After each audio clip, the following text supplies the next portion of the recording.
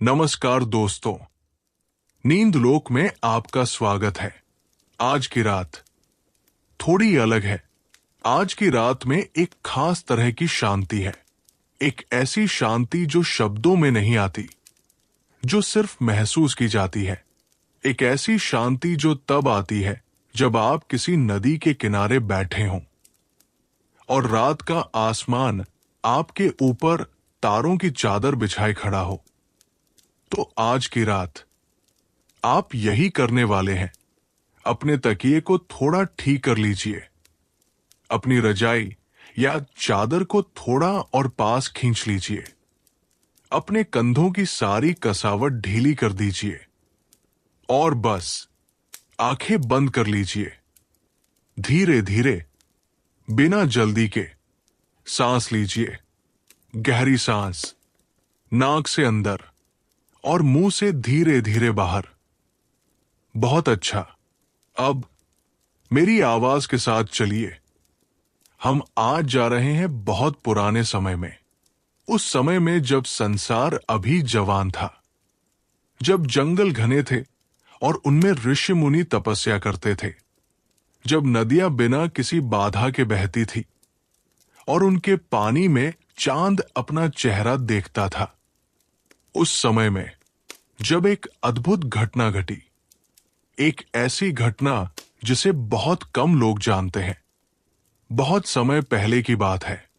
कोई नहीं जानता था कि ठीक ठीक कौन सा युग था।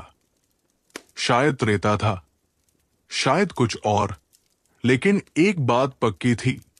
उस रात आकाश बिल्कुल साफ था। बादलों का नाम निशान नहीं था। तारे इतने स्पष्ट थे कि लगता था अगर हाथ बढ़ाओ तो छू सकते हो। एक नदी थी। उस नदी का नाम कुछ लोग जानते थे, कुछ नहीं। लेकिन वो नदी अपने आप में एक रहस्य थी। उसका पानी चांदी जैसा था। रात में जब चंद्रमा उसके ऊपर उगता था तो पानी की हर लहर एक दर्पण बन जाती थी और उस दर्पण में पूरा आकाश दिखता था। तारे, चांद और वो अनंत काला आसमान जो कभी शुरू नहीं होता और कभी खत्म नहीं होता। नदी के किनारे घने जंगल थे। उन जंगलों में रात को झींगुर गाते थे। उनकी आवाज एक लय में थी, जैसे कोई पुराना मंत्र हो जो धरती खुद अपने होठों से गुनगुना रही हो। दूर कहीं एक उल्लू बोल रहा था। पत्तों के बीच से हवा गुजरती थी और एक हल्की सी सरसराहट होती थी, जैसे जंगल सांस ले रहा हो। नदी के दाहिने किनारे पर एक विशाल वट वृक्ष था। बरगद का वो पेड़। वो कोई साधारण पेड़ नहीं था। उसकी उम्र का कोई हिसाब नहीं था। उसकी जड़ें जमीन में इतनी गहरी चली गई थी कि शायद धरती के केंद्र तक पहुंचती होंगी। उसकी शाखाएं इतनी फैली हुई थी कि उसकी छाव में एक पूरा गांव रह सकता था। उसकी जटाएं, वो हवाई जड़ें जो शाखाओं से नीचे लटकती हैं और फिर जमीन में घुस जाती है, वो इतनी थी कि उस पेड़ के पास खड़े होकर लगता था जैसे किसी पूरे जंगल के बीच आ गए हो। हमारे शास्त्रों में वट वृक्ष को त्रिमूर्ति का प्रतीक कहा गया है। उसकी छाल में विष्णु, जड़ों में ब्रह्मा और शाखाओं में शिव का वास माना जाता है। इसीलिए इस वृक्ष को अक्षयवट भी कहते हैं। वो जो कभी नष्ट नहीं होता, जिसे काटा नहीं जाता, जिसे पूजा जाता है। ऋषि मुनि इसी वट वृक्ष की छांव में बैठकर वर्षों तक साधना करते थे, क्योंकि इसके नीचे बैठने से मन में स्थिरता आती है, एकाग्रता बढ़ती है और अंदर से एक गहरी शांति का अनुभव होता है। उस रात उस विशाल वट वृक्ष के नीचे कोई बैठा था। वो आकृति इतनी शांत थी कि पहले नजर में लगता था जैसे वट वृक्ष की एक और विशाल जड़ हो। लेकिन ध्यान से देखने पर वो हनुमान जी थे, पवन पुत्र, अंजनी के लाल, रामदूत, संकटमोचन, ज्ञान गुण सागर, कलयुग के जागृत देवता, वो वहां बैठे थे पद्मासन में, यानी दोनों पैर मोड़कर एक दूसरे के ऊपर, पीठ बिल्कुल सीधी, हाथ घुटनों पर, आंखें बंद। उनके शरीर का रंग कनक भूधर जैसा था, सोने के पर्वत जैसा। एक सुनहरी आभा जो उनसे निकल रही थी और आसपास की हवा में घुल रही थी, जैसे कोई दीपक जल रहा हो, लेकिन बिना किसी शोर के, बिना किसी लपट के, बस एक शांत, स्थिर, गर्म रोशनी। उनकी गर्दन पर जनेऊ था, वही पवित्र धागा जो ज्ञान और संकल्प का प्रतीक है। उनके कान में कुंडल थे, उनके माथे पर एक टीका था, लाल रंग का, जो सिंदूर से बना था, राम भक्ति का सबसे सुंदर चिन्ह। उनकी पूंछ, वो विशाल, शक्तिशाली पूंछ, वो उनके पीछे बिल्कुल शांत पड़ी थी, जैसे एक सोया हुआ नाग। कोई हलचल नहीं, कोई उत्तेजना नहीं। उनके चेहरे पर एक अद्भुत शांति थी। न कोई चिंता, न कोई जल्दी, न कोई उत्तेजना, बस शांति। आप जानते हैं ना, हनुमान जी के बारे में हम सबने सुना है। लंका जलाई, समुद्र लांघे, पर्वत उठाया, रावण को मूर्छित किया। वो सब सच है, वो सब उनकी शक्ति का प्रमाण है। लेकिन उस रात, उस वट वृक्ष के नीचे, उस नदी के किनारे, हनुमान जी का वो रूप था जो बहुत कम लोगों ने देखा था। ध्यान में बैठे हनुमान जी का रूप, शक्ति का वो रूप जो सबसे ज्यादा शक्तिशाली होता है। वो रूप जब सारी शक्ति अंदर की तरफ मुड़ जाती है, जब योद्धा विश्राम करता है, जब वानर राज भक्त बन जाता है। वाल्मीकि रामायण में एक बहुत सुंदर बात लिखी है। युद्ध के दौरान भी जब चारों तरफ हाहाकार मचा होता था, हनुमान जी बीच बीच में ध्यान में बैठ जाते थे। वो चेतना को एक जगह इकट्ठा करते थे और फिर जब जरूरत होती तो उस इकट्ठी हुई शक्ति से काम करते थे। यही उनका रहस्य था, यही उनकी असली शक्ति थी। उस रात उनका ध्यान बहुत गहरा था। नदी बह रही थी, पानी की आवाज आ रही थी, वो कलकल, छल छल जो कभी नहीं रुकती, जो बारिश हो या धूप, दिन हो या रात, हमेशा चलती रहती है। नदी को कोई रोक नहीं सकता, वो अपना रास्ता खुद बनाती है। पत्थरों के बीच से, मिट्टी के बीच से, जंगलों के बीच से वो बस बहती रहती है। और उस बहती नदी की आवाज के बीच हनुमान जी बैठे थे, स्थिर, अचल। जैसे नदी बह रही थी, वैसे ही उनके मन से विचार बह रहे थे, लेकिन वो उनमें डूब नहीं रहे थे। वो बस देख रहे थे, जैसे नदी के किनारे बैठकर उसे बहते देखते हैं। वो उसमें बहते नहीं, बस देखते हैं। यही ध्यान है, यही साधना है। हनुमान जी के बारे में हमारे शास्त्रों में जो लिखा है, वो बड़ा अद्भुत है। वो भगवान शिव के 11वें रुद्र अवतार माने जाते हैं, यानी शिव की शक्ति का एक विशेष प्रकटन। माता अंजनी के पुत्र है, इसलिए अंजनी सुत। वायुदेव ने उन्हें जन्म दिया था, इसलिए पवन पुत्र, मारुति नंदन। उनके पिता केसरी थे, जो किष्किंधा के वानर योद्धा थे। उनका जन्म चैत्र मास की पूर्णिमा को हुआ था। उस समय प्रकृति रम्य हो उठी थी। माता अंजनी और पिता केसरी के लिए वो क्षण असीम आनंद का था। बचपन में हनुमान जी बड़े नटखट और चंचल थे। एक दिन उन्होंने उगते हुए सूर्य को लाल फल समझ लिया और उसे खाने के लिए आकाश की तरफ उड़ चले। इंद्र ने क्रोधित होकर वज्र से प्रहार किया, जिससे उनकी ठुड्डी टूट गई। इसी से उनका नाम हनुमान पड़ा। पवनदेव ने क्रोधित होकर सांसें रोक ली तो ब्रह्मांड में हाहाकार मच गया। देवताओं ने तब हनुमान जी को अनेक वरदान दिए, अमरत्व, अजेयता और दिव्य शक्तियां। लेकिन बचपन में ऋषि मुनियों को परेशान करने की वजह से उन्हें एक लघु शाप भी मिला था कि वो अपनी शक्ति को भूल जाएंगे जब तक कोई उन्हें याद न दिलाए। यही शाप बाद में रामायण में काम आया, जब जाम्बवंत ने उन्हें उनकी शक्ति का स्मरण कराया और हनुमान जी ने समुद्र लांघा।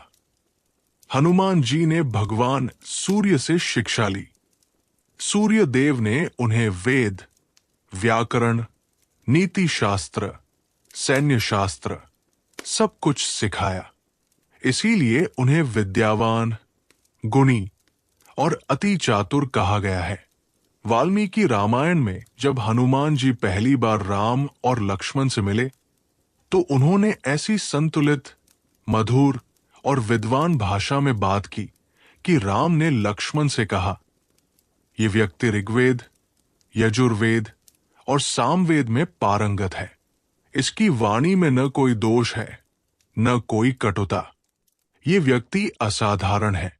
हाँ, हनुमान जी सिर्फ शक्ति के प्रतीक नहीं है, वो ज्ञान के, बुद्धि के, विनम्रता के और सच्ची भक्ति के प्रतीक है। और सबसे महत्वपूर्ण, वो अहंकार के शत्रु है। लंका जलाने के बाद जब राम ने पूछा कि तुमने इतना बड़ा काम कैसे किया, तो हनुमान जी ने कहा, ये सब आपके प्रताप से हुआ, इसमें मेरी कोई बड़ाई नहीं। इतनी बड़ी शक्ति, इतना बड़ा काम और इतनी विनम्रता, यही हनुमान जी का असली रूप है। और इसीलिए वो 7 चिरंजीवियों में से एक है। श्रीमद् भागवत पुराण के अनुसार भगवान राम से वरदान पाने के बाद हनुमान जी अमर हो गए। कलयुग में वो गंधमादन पर्वत पर निवास करते हैं, कैलाश पर्वत के उत्तर में। और जहां भी राम का नाम लिया जाता है वहां वो गुप्त रूप से उपस्थित रहते हैं। यानी अभी भी हर राम कथा में, हर भजन में, हर उस जगह जहां कोई सच्चे मन से राम का नाम लेता है, हनुमान जी वहां है। उस रात नदी अपनी पूरी शान में थी। रात को नदियां एक अलग रूप धारण करती है। दिन में वो व्यस्त होती है, लोग आते हैं, पानी भरते हैं, कपड़े धोते हैं, मछुआरे जाल डालते हैं। नदी का दिन बड़ा व्यस्त होता है, लेकिन रात में नदी अपने लिए होती है। रात में नदी का पानी ज्यादा साफ दिखता है। चांद की रोशनी पानी के साथ एक खास किस्म का नृत्य करती है। हर लहर चांदी की तरह चमकती है।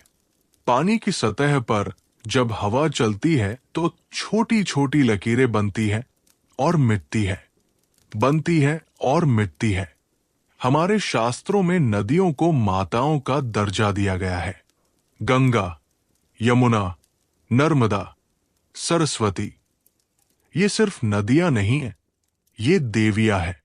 उनके किनारे हजारों वर्षों से ऋषि मुनियों ने साधना की है, संतों ने ध्यान किया है और सामान्य मनुष्यों ने अपने दुख बांटे हैं।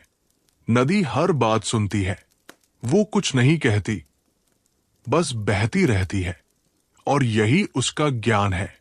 नर्मदा नदी के बारे में कहा जाता है कि उसके तट पर साधना करने वाले ऋषि मुनियों को सीधे मोक्ष मिलता था।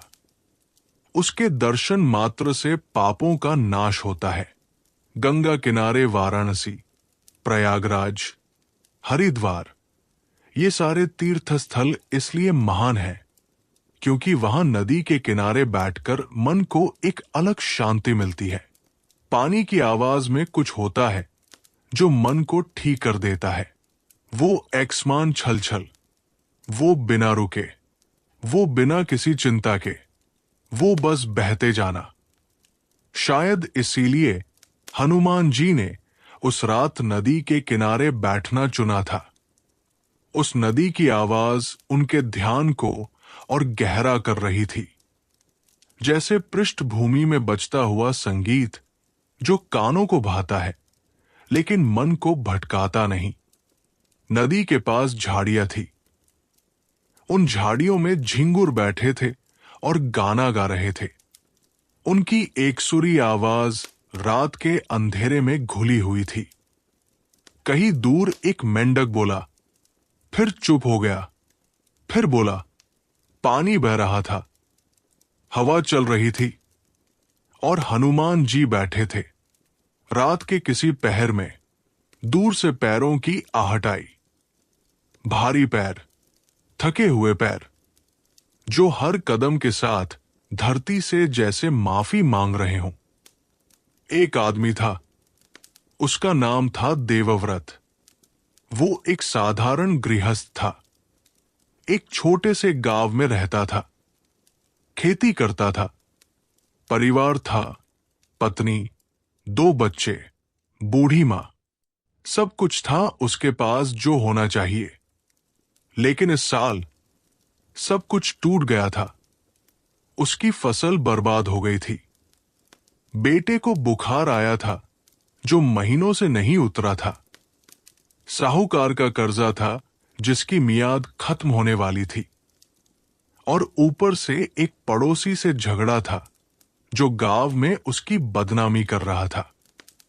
जब एक साथ इतनी मुसीबतें आती है तो आदमी का मन टूट जाता है। देवव्रत इसी हालत में था। उसने कहीं सुना था कि इस जंगल में एक नदी है जिसके किनारे बैठने से मन को शांति मिलती है। शायद वहां कोई देवता हो, शायद वहां कोई ऋषि हो, शायद वहां उसे कोई रास्ता मिले। बस इसी उम्मीद में वो दिन भर चलता रहा था, पैदल, जंगल के रास्तों से, कांटों और पत्थरों के बीच से। और अब रात हो गई थी। वो थका हुआ था। उसके पैरों में छाले थे। उसके मन में एक भारीपन था जो उठाए नहीं उठ रहा था। और तभी उसे दिखी नदी। वो नदी के किनारे आया, पानी की आवाज सुनी, उसे थोड़ी सांत्वना मिली। और तभी उसकी नजर पड़ी उस वट वृक्ष पर। और उस वट वृक्ष के नीचे एक आकृति। वो रुका। पहले तो डर लगा। रात में जंगल में एक विशाल आकृति, कोई भी डर जाता। लेकिन डर के साथ कुछ और भी था। एक अजीब सा आकर्षण, एक खिंचाव, जैसे उस आकृति के पास से एक शांति की लहर आ रही हो जो उसे अपनी तरफ बुला रही हो। देवव्रत धीरे धीरे आगे बढ़ा। जैसे जैसे वो पास आया, उसने देखा कि वो आकृति किसी इंसान की नहीं थी। उसका आकार बड़ा था, बहुत बड़ा, और उसके शरीर से एक सुनहरी रोशनी निकल रही थी। देवव्रत की सांस रुक गई। वो वानर था, लेकिन साधारण वानर नहीं। उसका आकार, उसकी भव्यता, उसकी शांति, सब कुछ असाधारण था। देवव्रत के मन में पहले यही आया, ये कोई जंगली जानवर है, भाग जाओ। लेकिन पैर नहीं उठे, क्योंकि उस आकृति से जो शांति निकल रही थी वो देवव्रत के थके हुए मन पर एक मरहम की तरह लग रही थी। वो रुका, खड़ा रहा, और फिर उसने धीरे से पूछा, हे वानर। उसकी आवाज कांप रही थी। क्या तुम जाग रहे हो? कुछ देर कुछ नहीं हुआ। फिर धीरे धीरे वो आकृति हिली, आंखें खुली, और देवव्रत ने देखा 2 आंखें जो भूरे सोने के रंग की थी। पिंगाक्ष, ऐसी आंखें जिन्हें देखकर लगे जैसे उनमें दुनिया भर की समझ भरी हो। शांत, गहरी और करुणा से भरी। देवव्रत का दिल धड़का। उन आंखों में उसने जो देखा वो डर नहीं था, वो उपेक्षा नहीं थी, वो क्रोध नहीं था, वो प्रेम था। एक ऐसा प्रेम जो बिना किसी कारण के था, जो बिना किसी परिचय के था, जो बस था, हां मैं जाग रहा हूं। उस आकृति ने कहा।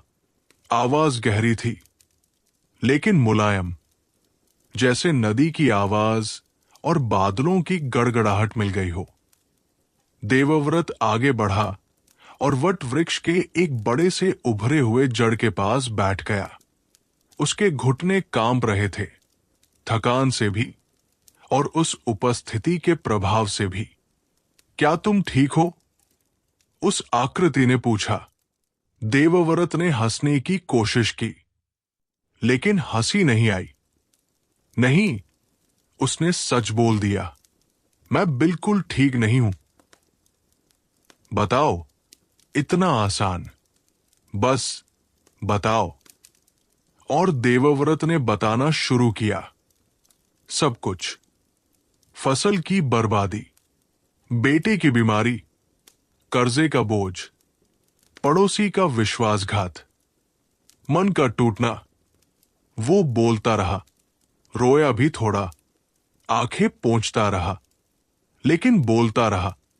और वो आकृति सुनती रही, चुपचाप, बिना बीच में काटे, बिना सलाह दिए, बिना हां ऐसा होता है कहे। बस सुनती रही। और इसी में एक जादू था।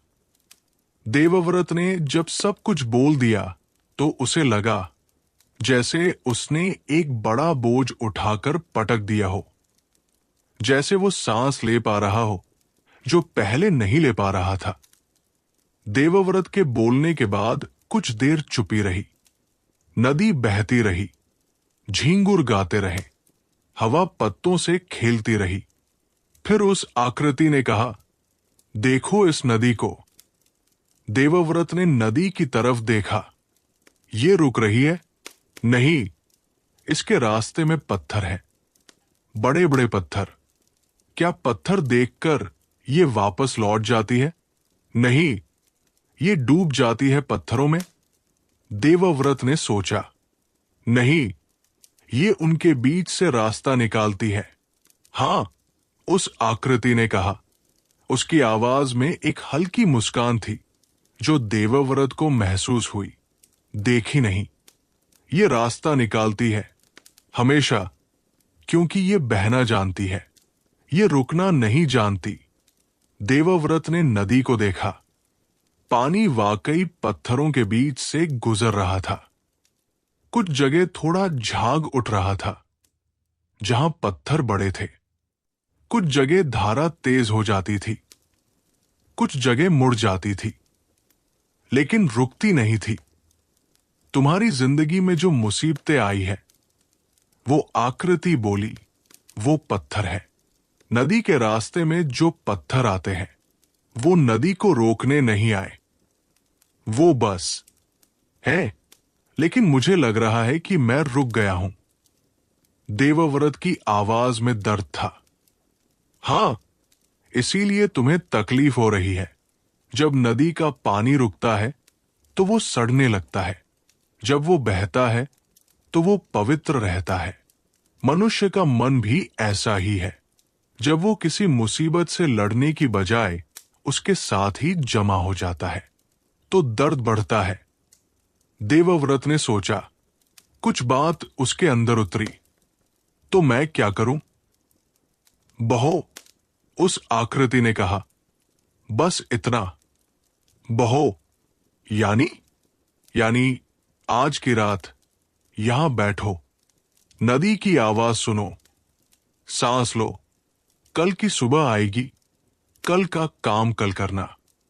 अभी बस यहां रहो। थोड़ी देर बाद देवव्रत ने फिर पूछा, लेकिन मेरे बेटे की बीमारी, मेरी फसल, मेरा कर्जा, ये सब तो है, इन्हें तो हल करना होगा। हां, उस आकृति ने माना, करना होगा। तो फिर, लेकिन आज रात तुम उन्हें हल नहीं कर सकते, है ना? देवव्रत को माना पड़ा। नहीं, तो आज रात उनके बारे में सोचते रहने से क्या होगा? देवव्रत चुप रहा। समस्याएं नदी की तरह होती है। उस आकृति ने कहा, वो बहती रहती है, आती है, जाती है। हर युग में मनुष्य के पास समस्याएं रही है। राजाओं के पास, ऋषियों के पास, साधारण लोगों के पास। समस्या कभी पूरी तरह खत्म नहीं होती। एक जाती है, दूसरी आती है। तो फिर मतलब क्या है जीने का? मतलब है उस नदी की तरह जीने का। उस आकृति की आवाज में अब एक गर्माहट आ गई थी, जो हर पत्थर के आगे नहीं रुकती, जो हर मोड़ पर थकती नहीं, जो बहती रहती है। इसलिए नहीं कि उसे नहीं पता कि आगे क्या है, बल्कि इसलिए कि उसे पता है कि बहते रहना ही उसका स्वभाव है, उसकी नियति है, उसका धर्म है। देवव्रत ने इसे सुना। मन में एक जगह ये बात बैठी, और जो पकड़ लेते हैं समस्याओं को, उस आकृति ने आगे कहा, जो बैठ जाते हैं उनके साथ गले लगाए, चिपके हुए, वो डूब जाते हैं। देवव्रत ने खुद ही कहा। हां, उस आकृति ने धीरे से कहा, तुम जितना पकड़ोगे उतना डूबोगे। जो छोड़ना सीखते हैं वो पार कर जाते हैं। ये सुनकर देवव्रत के मन में एक अजीब चीज हुई। उसे लगा जैसे उसके सीने पर जो बोझ था, उसका कुछ हिस्सा उठ गया। छोड़ना, उसने दोहराया। लेकिन छोड़ना मतलब हार मान लेना? नहीं, उस आकृति ने तुरंत कहा, छोड़ना मतलब है, जो तुम्हारे हाथ में नहीं है उसे अपने ऊपर सवार मत होने दो। जो तुम्हारे हाथ में है वो करो पूरी शक्ति से। जो नहीं है उसे ईश्वर पर छोड़ दो। ईश्वर पर, तुम अकेले नहीं हो। ये 3 शब्द, इन 3 शब्दों ने देवव्रत की आंखों को नम कर दिया। तुम अकेले नहीं हो, उस आकृति ने फिर दोहराया, धीरे से, जैसे वो चाहती हो कि ये शब्द देवव्रत के दिल में सीधे उतर जाएं। जिस ईश्वर ने तुम्हें बनाया वो तुम्हें देख रहा है। वो जानता है तुम्हारी तकलीफें, वो सुनता है तुम्हारी प्रार्थनाएं। अगर तुम्हें लग रहा है कि वो नहीं सुन रहा, तो शायद इसलिए कि उसका जवाब तुम्हारी उम्मीद से अलग रूप में आ रहा है। देवव्रत ने सोचा। उसने सोचा उन सब लोगों के बारे में जिन्होंने उसकी मुसीबत में मदद की थी। एक पड़ोसी ने बेटे के लिए वैद्य को बुलाया था। एक दोस्त ने थोड़ा अनाज दिया था जब घर में कुछ नहीं था। शायद वो जवाब थे। शायद वो ईश्वर का आना था, दूसरे रूपों में। देवव्रत काफी देर चुप रहा। नदी बह रही थी। फिर उसने पूछा, आप कौन हैं? उस आकृति ने मुस्कुराया। देवव्रत को महसूस हुआ, एक यात्री। जैसे मैं? हां, जैसे तुम। बस मेरी यात्रा थोड़ी लंबी है। देवव्रत ने उन्हें ध्यान से देखा। उनके चेहरे पर, उनके बड़े शरीर पर, उनकी आंखों में। उसे लगा जैसे वो किसी को पहचान रहा हो, लेकिन नाम नहीं आ रहा। फिर उस आकृति ने नदी के किनारे से एक छोटा पत्थर उठाया, गोल, चिकना। नदी ने उसे सालों साल घिसकर चिकना किया था, और उन्होंने वो पत्थर पानी में डाल दिया। देवव्रत ने सोचा, पत्थर डूबेगा, लेकिन पत्थर डूबा नहीं। पत्थर पानी की सतह पर तैरने लगा। देवव्रत की आंखें फट गई। ये कैसे? उस आकृति ने कहा, ये चमत्कार नहीं है, तो ये विश्वास है। देवव्रत ने उस तैरते पत्थर को देखा। वो सच में तैर रहा था, पानी की सतह पर, धीरे धीरे हिलता हुआ। पत्थर का स्वभाव क्या है? उस आकृति ने पूछा। डूबना। हां, पत्थर डूबता है क्योंकि वो भारी है, लेकिन जब उसके पीछे एक ऐसी शक्ति हो जो उसे थामे हो, तो वो तैरता है। देवव्रत समझने की कोशिश कर रहा था। तुम भी एक पत्थर की तरह हो, उस आकृति ने कहा। अभी तुम्हें लग रहा है कि तुम डूब रहे हो, मुसीबतों का बोझ तुम्हें खींच रहा है नीचे, लेकिन अगर तुम्हारे पीछे विश्वास है, ईश्वर में, खुद में, इस जीवन में, तो तुम तैर सकते हो। लेकिन मेरा विश्वास टूट गया है, देवव्रत ने दर्द से कहा। विश्वास कभी टूटता नहीं, उस आकृति ने शांति से कहा। वो कभी कभी सो जाता है, थक जाता है, लेकिन टूटता नहीं। आज तुम यहां आए, ये क्या था? विश्वास था। तुम्हें भरोसा था कि शायद यहां कुछ मिलेगा, कोई रास्ता मिलेगा। यही विश्वास है। देवव्रत ने इसे सोचा। सच था, अगर उसका विश्वास बिल्कुल टूट गया होता तो वो घर पर ही बैठा रहता। वो यहां तक चला आया, ये भी तो एक उम्मीद थी, एक विश्वास था। तो मेरा विश्वास अभी भी है, उसने धीरे से कहा। हां, उस आकृति ने मुस्कुराते हुए कहा। है, नदी का पानी अब थोड़ा ठंडा हो गया था। रात का तीसरा पहर आ रहा था। देवव्रत ने पूछा, आप बहुत शक्तिशाली लगते हैं, आपके शरीर से एक तेज निकलता है, लेकिन आप यहां बैठे हैं, इतने शांत। क्यों? इतनी शक्ति होते हुए भी ये शांति कहां से आती है? उस आकृति ने गहरी सांस ली। क्या तुम्हें लगता है कि शक्ति और शांति अलग अलग है? देवव्रत ने सोचा। हां, मुझे लगता था, यानी अब नहीं। अब मुझे लग रहा है कि शायद सबसे शक्तिशाली लोग वही होते हैं जो सबसे शांत होते हैं।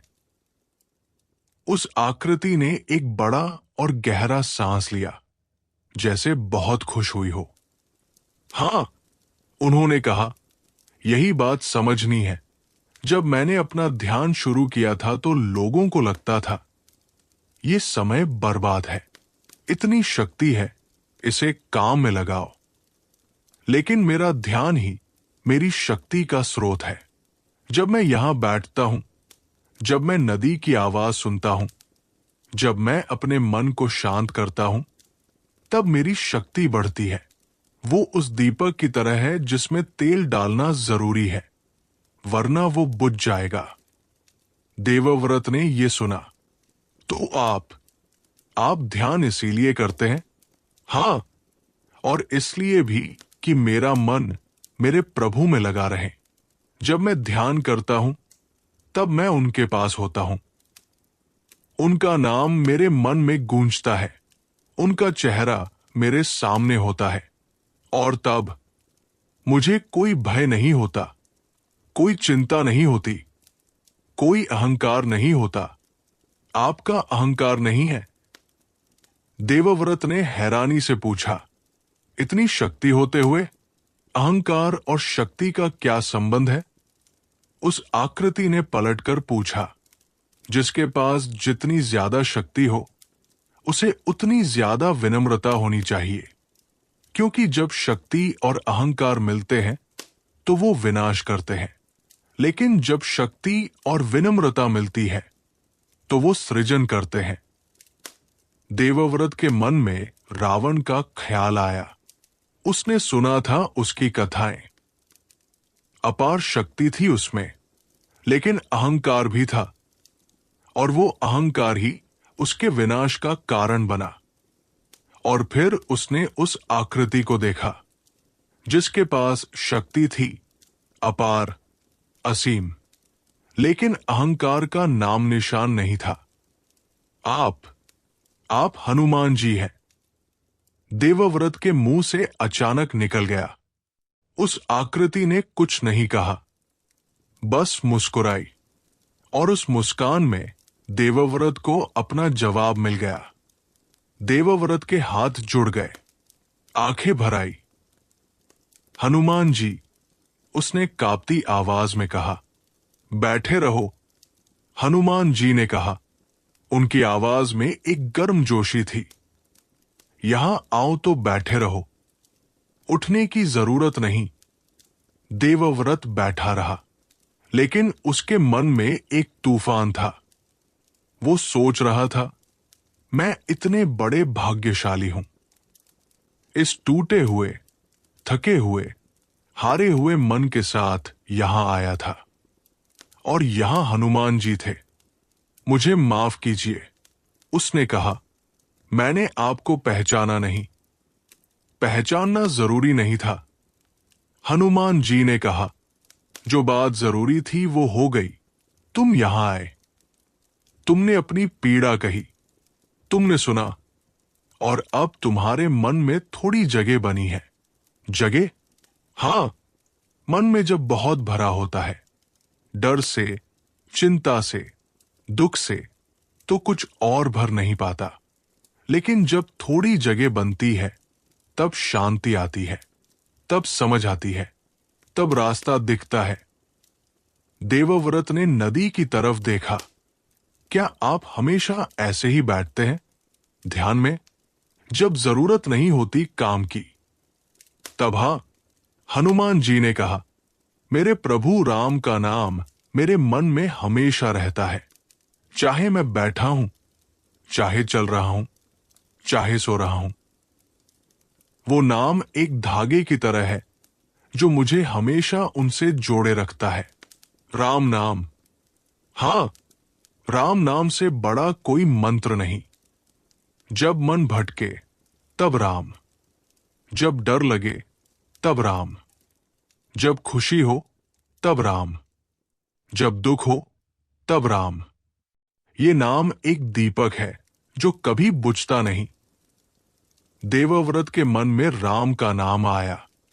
उसने बचपन में सुना था, मां सुनाती थी, लेकिन जब से मुसीबतें आई, वो नाम कहीं पीछे चला गया था।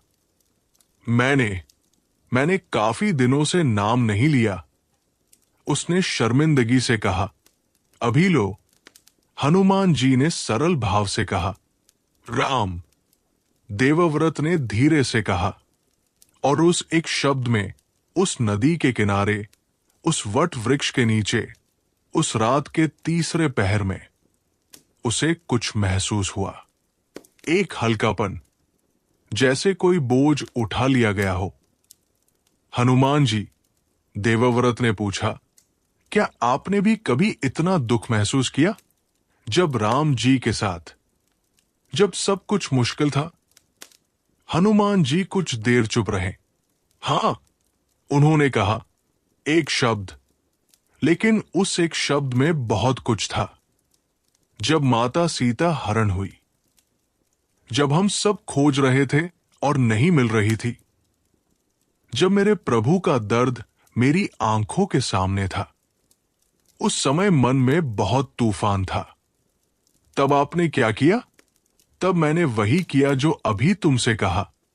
अपने प्रभु का ध्यान किया, उनका नाम लिया, और फिर उठा, और वो किया जो मेरे हाथ में था। समुद्र लांघना मेरे हाथ में था, वो किया। लंका में जाकर माता सीता को ढूंढना मेरे हाथ में था, वो किया।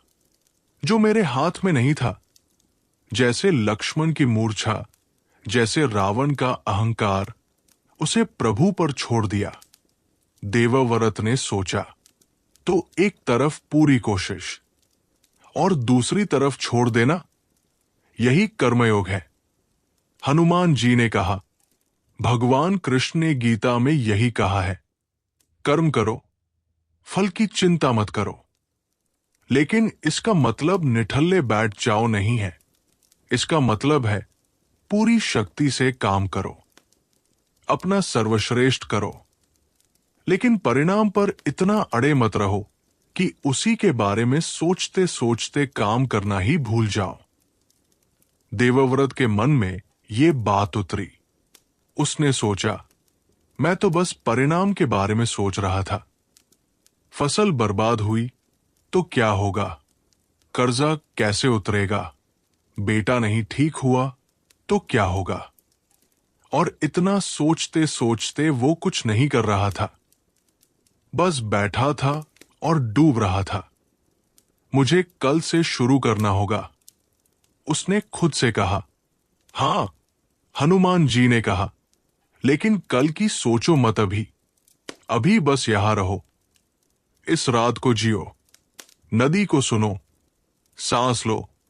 हनुमान जी, देवव्रत ने धीरे से पूछा, आप राम जी से इतना प्यार करते हैं, ये प्यार ये कहां से आता है? हनुमान जी ने आंखें बंद कर ली और जब खोली तो उनमें एक अलग ही चमक थी। जब मैं पहली बार राम से मिला, उन्होंने कहा, तब मैं एक साधारण वानर था, पराक्रमी, हां, लेकिन दिशाहीन। मेरे पास शक्ति थी, ज्ञान था, लेकिन एक बड़ा उद्देश्य नहीं था। और राम जी ने दिया, राम जी ने मुझे मुझसे मिलवाया। हनुमान जी ने कहा। यह सुनकर देवव्रत कुछ उलझा। मुझसे मिलवाया? हां, जब तक मैं उनसे नहीं मिला, मुझे नहीं पता था कि मेरी शक्ति क्या है, मेरा उद्देश्य क्या है। जाम्बवंत ने जब मुझे याद दिलाया कि मैं कौन हूं, तब पहली बार मुझे एहसास हुआ अपनी क्षमता का। लेकिन वो क्षमता कहां जाएगी, ये राम ने बताया। और वो उद्देश्य था धर्म की रक्षा। हां, और उस उद्देश्य में मेरा सारा प्यार था। माता सीता को खोजना, ये सिर्फ एक काम नहीं था, ये एक धर्म था, एक कर्तव्य था और एक प्रेम था। जब इन तीनों का संगम होता है, तब असाधारण काम होते हैं। देवव्रत ने सोचा अपने बारे में, मेरे जीवन में भी एक उद्देश्य है। मेरे बच्चे, मेरी मां, मेरी पत्नी। हां, हनुमान जी ने कहा, यही तुम्हारा राम है, तुम्हारा परिवार तुम्हारा प्रयोजन है। उनके लिए जियो, उनके लिए लड़ो, लेकिन इस तरह लड़ो जैसे एक नदी लड़ती है, बिना हार माने, बिना रुके, बिना डूबे। देवव्रत के आंसू आ गए, लेकिन इस बार दुख के नहीं, एक अजीब सी राहत के। आपसे मिलकर, आपसे बात करके मुझे लग रहा है जैसे मेरे अंदर कुछ बदल गया। कुछ बदला नहीं, हनुमान जी ने कहा, बस जो था वो दिखने लगा। रात और गहरी हो गई थी, तारों का आसमान अब और भी भव्य था। दूधिया आकाशगंगा साफ दिख रही थी, वो धुंधली सी सफेद पट्टी जो आकाश के पार जाती है। कहते हैं उसमें करोड़ों सूरज है, करोड़ों दुनियाएं। ये सोचकर ही मन को एक अजीब शांति मिलती है। हम इतनी बड़ी सृष्टि में एक छोटे से कण हैं। हमारी समस्याएं, जो हमें पहाड़ जैसी लगती हैं, वो भी इस अनंत ब्रह्मांड के सामने एक धूल के कण जैसी है। लेकिन इसका मतलब ये नहीं कि हम महत्वहीन हैं। उसी छोटे कण में, इस कण जैसे मनुष्य में, जो चेतना है, जो भावना है, जो प्रेम है, वो इस पूरी सृष्टि में सबसे अनमोल चीज है। हनुमान जी ने ऊपर आकाश की तरफ देखा। देखो, उन्होंने कहा। देवव्रत ने देखा। इतने तारे हैं, इतनी दूर, इतने विशाल, लेकिन क्या वो जानते हैं कि वो चमक रहे हैं? नहीं। और हम? देवव्रत ने सोचा, हम जानते हैं। यही तुम्हारी विशेषता है। तुम्हारे पास चेतना है, तुम महसूस कर सकते हो, सोच सकते हो, प्रेम कर सकते हो। ये ब्रह्मांड का सबसे बड़ा उपहार है, और इसलिए तुम्हारी तकलीफें भी अर्थपूर्ण है। वो तुम्हें कुछ सिखाने आई है, क्या सिखाने? यही जो आज सीखा कि तुम्हें नदी की तरह बहना है, कि तुम्हें विश्वास रखना है कि तुम अकेले नहीं हो। देवव्रत ने आंखें बंद कर ली। नदी की आवाज आ रही थी, झींगुर गा रहे थे, हवा चल रही थी, और उसे पहली बार बहुत दिनों में, बहुत महीनों में शांति मिली। असली शांति, जो शरीर के थकने से नहीं आती, जो नशे से नहीं आती, जो भागने से नहीं आती, जो अंदर से आती है। देवव्रत बैठा था, आंखें बंद थी। एक काम करो, हनुमान जी ने कहा। देवव्रत ने आंखें खोली। अपनी सांस पर ध्यान दो। सांस पर? हां, सिर्फ सांस पर। अंदर आ रही है, बाहर जा रही है, बस इतना। देवव्रत ने ऐसा किया, आंखें बंद की और सिर्फ सांस पर ध्यान लगाया। अंदर, बाहर, अंदर, बाहर। ये सांस, हनुमान जी ने कहा, यह सबसे पुराना ध्यान है। जब से मनुष्य पैदा हुआ है, तब से ये सांस चल रही है। जब वो सोता है, तब भी। जब वो डरता है, तब भी। जब वो खुश होता है, तब भी। ये कभी नहीं रुकती। जब तक तुम हो, ये रहती है, और जब ये रहती है, तुम रहते हो। ये सांस ईश्वर का सबसे बड़ा उपहार है। हर बार जब तुम सांस लेते हो, वो एक नई शुरुआत है। हर बार जब तुम सांस छोड़ते हो, वो एक पुरानी बात जाती है। देवव्रत ने गहरी सांस ली। तो मैं जब सांस छोड़ूं, तो अपनी चिंताएं भी छोड़ दूं? हां, हनुमान जी ने कहा, बस इतना, इतना काफी है। और देवव्रत ने ऐसा किया। सांस अंदर, सांस बाहर, और बाहर जाती सांस के साथ थोड़ी थोड़ी चिंता बाहर, थोड़ा थोड़ा बोझ बाहर, थोड़ा थोड़ा डर बाहर। कुछ ही देर में उसे लगा जैसे वो हल्का हो रहा है, जैसे कोई बड़ा पंख फड़फड़ाकर उड़ गया हो उसके ऊपर से। रात का वो हिस्सा था जब अंधेरा सबसे गहरा होता है। ठीक सुबह से पहले ठंड थोड़ी बढ़ गई थी। देवव्रत के कंधे सिकुड़ गए। हनुमान जी ने देखा, ठंड लग रही है थोड़ी, ये रात जाने वाली है। हनुमान जी ने कहा, ठंड हमेशा उस वक्त सबसे ज्यादा होती है जब रात जाने वाली होती है। ये भी एक सीख है। क्या? जब सबसे ज्यादा तकलीफ होती है, वो अक्सर वो पल होता है जब तकलीफ खत्म होने वाली होती है। देवव्रत ने यह सुना, यानी जब सबसे ज्यादा रोया तभी? हां, हनुमान जी ने कहा, रात सबसे काली होती है ठीक सूरज उगने से पहले। इसलिए जब भी लगे कि बहुत बुरा हो रहा है, तुम खुद से कहो, ये रात जा रही है, सुबह आने वाली है। ये मुझे याद रखना होगा। याद रखना। देवव्रत ने नदी की तरफ देखा। पानी पर चांद की रोशनी थी। नदी चमक रही थी और उसे लगा शायद नदी भी कुछ कह रही है। शायद वो भी यही कह रही है जो हनुमान जी ने कहा, बहते रहो, रुको मत। बातें थम गई। कोई जरूरत नहीं थी और बोलने की। देवव्रत बैठा था। उसकी आंखें अब भारी हो रही थी। नदी की आवाज, झींगुर का संगीत, ठंडी हवा, सब मिलकर एक लोरी बन गई थी। उसकी सांसें धीमी हो रही थी। उसके कंधे ढीले हो रहे थे। उसका माथा थोड़ा झुका। हनुमान जी ने देखा, उनके चेहरे पर एक कोमल मुस्कान थी। वो जानते थे, ये नींद शरीर की नींद नहीं थी, ये मन की नींद थी। जब मन इतना भार लेकर चले, इतना थके, और फिर अचानक उसका बोझ उठ जाए, तो जो नींद आती है वो शायद सबसे गहरी होती है। देवव्रत का शरीर धीरे धीरे वट वृक्ष की एक जड़ से टिक गया। उसकी आंखें बंद हो गई, उसकी सांसें एकसमान हो गई। वो सो गया।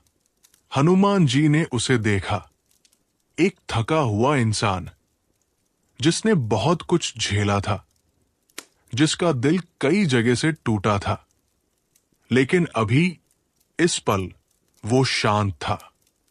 उसके चेहरे पर अब कोई चिंता नहीं थी, कोई डर नहीं था, बस शांति थी, एक बच्चे जैसी शांति। हनुमान जी ने धीरे से उसके सिर पर एक हाथ रखा और उनके होठों पर राम का नाम था। देवव्रत सो गया था। हनुमान जी वहीं बैठे रहे। उन्होंने फिर ध्यान में जाने की कोशिश नहीं की। वो बस बैठे रहे, उस सोते हुए इंसान के पास, उस नदी के किनारे। यही उनका स्वभाव था। वाल्मीकि रामायण में लिखा है, हनुमान जी ने कभी अपनी महानता का बोझ नहीं उठाया। जब उन्होंने संजीवनी लाकर लक्ष्मण की जान बचाई, तब भी उन्होंने कहा, यह सब प्रभु के प्रताप से हुआ। यही उनका सबसे बड़ा गुण था। शक्ति थी, लेकिन उसका प्रदर्शन नहीं था। ज्ञान था, लेकिन उसका अहंकार नहीं था। प्रेम था, लेकिन वो प्रेम बदले की उम्मीद नहीं रखता था। वो बस थे, बस होना, बस उपस्थित रहना। और इसी उपस्थिति में एक अद्भुत शक्ति थी। जब हनुमान जी किसी के पास होते हैं तो भय दूर होता है। ये कोई अंधविश्वास नहीं है, ये एक सच्चाई है जो लाखों लोगों ने महसूस की है। जब कोई सच्चे मन से उनका नाम लेता है, उनका ध्यान करता है, तो एक शांति आती है, एक हिम्मत आती है, क्योंकि हनुमान जी प्रेम के प्रतीक है। और प्रेम किसी भी बोझ को हल्का कर देता है। उस रात, उस वट वृक्ष के नीचे, नदी के किनारे, हनुमान जी ने एक थके हुए इंसान को आशीर्वाद दिया था। शब्दों से नहीं, अपनी उपस्थिति से, अपनी शांति से। और वो इंसान, देवव्रत, सोया हुआ था। उसके सपनों में नदी थी, नदी जो बह रही थी, पत्थरों के बीच से, हमेशा आगे, हमेशा। बहुत देर बाद पूरब में आकाश का रंग बदलने लगा। काले से गहरे नीले में, नीले से नीलाभ में, और फिर धीरे धीरे एक गुलाबी रेखा दिखी क्षितिज पर। सुबह आने वाली थी। पक्षियों ने कलरव शुरू किया। एक चिड़िया बोली, फिर दूसरी, फिर तीसरी, और धीरे धीरे जंगल में एक सिम्फनी शुरू हो गई। हजारों आवाजें मिलकर एक संगीत बना रही थी। देवव्रत की आंखें खुली। पहले धुंधला दिखा, फिर स्पष्ट। नदी, वट वृक्ष, और वहां वो जगह जहां हनुमान जी बैठे थे, खाली थी। देवव्रत हड़बड़ाया, इधर उधर देखा, कोई नहीं था। लेकिन उसने महसूस किया, उस जगह पर जहां हनुमान जी बैठे थे, एक अजीब गर्माहट थी।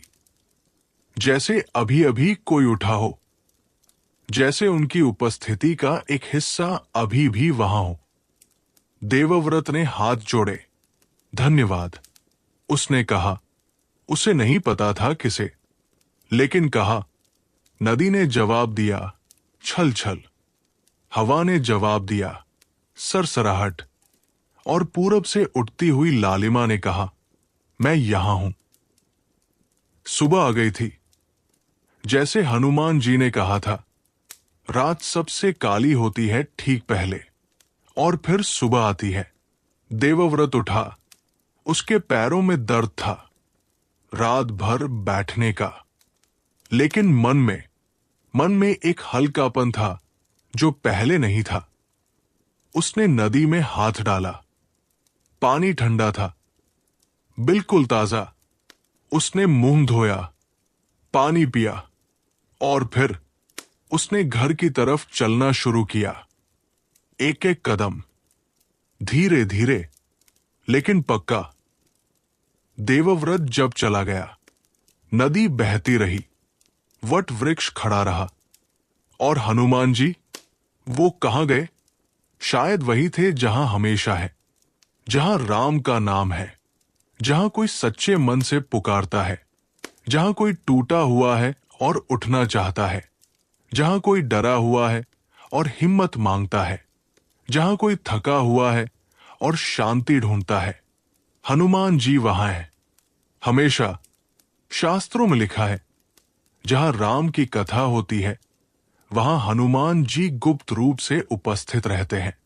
वो देखते हैं, वो सुनते हैं, और जब उनकी जरूरत होती है, वो प्रकट होते हैं।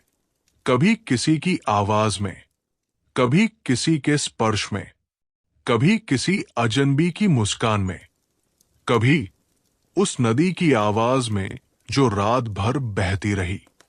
और अब उस नदी के किनारे, उस वट वृक्ष के नीचे, फिर वही दृश्य है। रात, तारे, नदी और वो शांत आकृति वापस जैसे गई थी नहीं।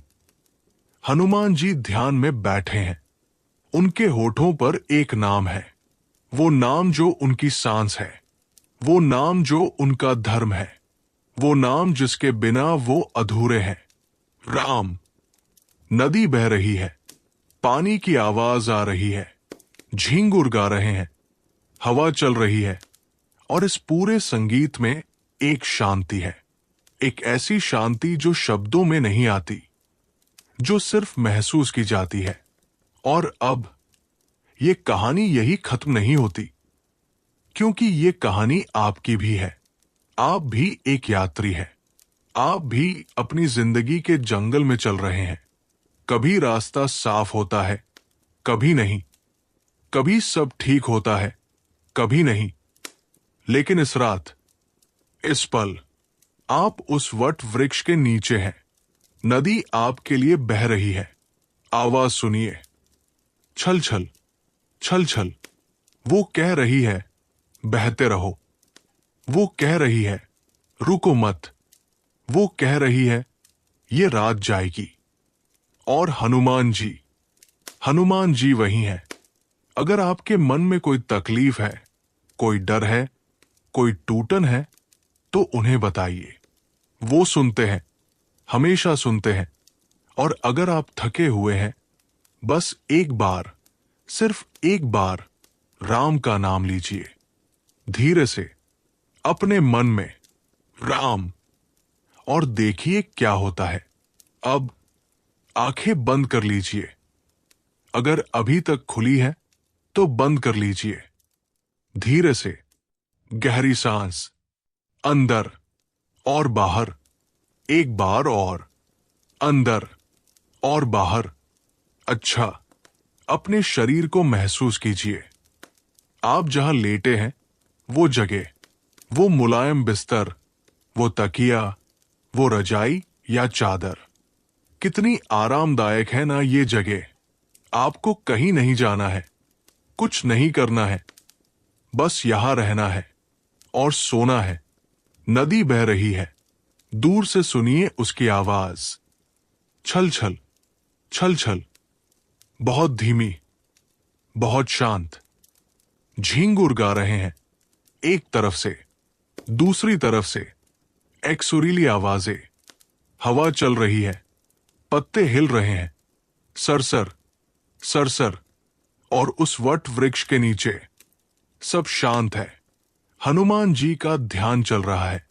उनके मन में राम का नाम है, और उनकी शांति इस पूरे जंगल में, इस पूरी रात में फैली हुई है। आप उस शांति को महसूस कर सकते हैं। वो यहां है, आपके पास, आपके आसपास, आपके अंदर। सांस लीजिए। आपका शरीर भारी हो रहा है, पैर भारी है, टांगे भारी है, कमर भारी है, पीठ भारी है, कंधे ढीले हैं, गर्दन ढीली है, माथा शांत है, आंखें बंद है, बंद और भारी। आप बहुत थके हुए हैं, बहुत अच्छे तरीके से थके हुए, जैसे एक लंबी यात्रा के बाद घर आए हों। और घर बहुत अच्छा है, घर सुरक्षित है, घर शांत है, नदी बह रही है, झींगुर गा रहे हैं, हवा चल रही है और हनुमान जी वहां हैं। उनकी शांति यहां है, आपके साथ। और उस रात नदी बहती रही, हवा चलती रही, वट वृक्ष खड़ा रहा और हनुमान जी वहीं शांत बैठे रहे। उनके मन में राम का नाम था, उनके चेहरे पर शांति थी और उनके आसपास नदी की कलकल, झींगुर की आवाज, हवा की सरसराहट, सब मिलकर एक ऐसा संगीत बना रहे थे जो कभी खत्म नहीं होता, जो अनंत काल से चल रहा है, जो अभी भी चल रहा है।